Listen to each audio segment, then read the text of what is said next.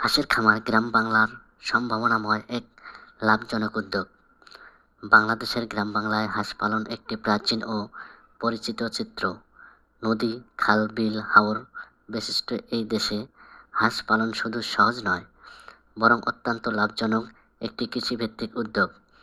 আজকের এই ভিডিওতে আমরা ঘুরে দেখাবো একটি গ্রামীণ হাঁসের খামার, এর পরিচর্যা, খাবার ব্যবস্থাপনা, লাভ ক্ষতি এবং বাস্তব অভিজ্ঞতা। এই খামারটি গড়ে উঠেছে গ্রামের খোলা পরিবেশে, যেখানে প্রাকৃতিক জলাশয়ে হাঁস পালনের জন্য বড় একটি সুবিধা। বর্তমানে খামারটিতে রয়েছে 200টিরও বেশি হাঁস, যার মধ্যে খাকি ক্যাম্বেল ও দেশি জাতের হাঁস উল্লেখযোগ্য।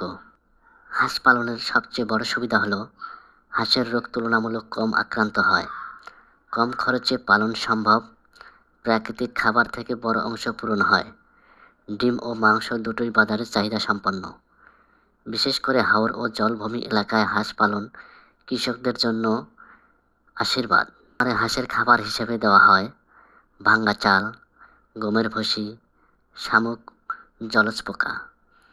মাঝে মাঝে প্রোটিন সমৃদ্ধ ফিডও দেওয়া হয়।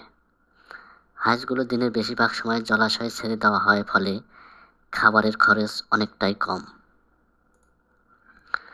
প্রতিদিন গড়ে প্রতিটি হাঁস থেকে 80 থেকে 90% ডিম সংগ্রহ করা যায়।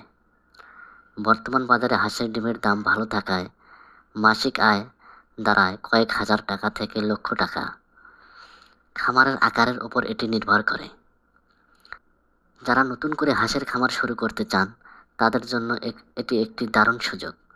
অল্প পুঁজি, কম ঝুঁকি ও নিয়মিত যত্ন, এই তিনটি থাকলেই হাঁস পালন হতে পারে একটি সফল উদ্যোগ।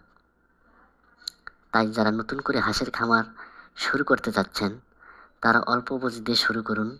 প্রথম অবস্থায় 100 বা 200টি হাঁস দিয়ে শুরু করুন, এতে আপনার ঝুঁকি অনেকটাই কম।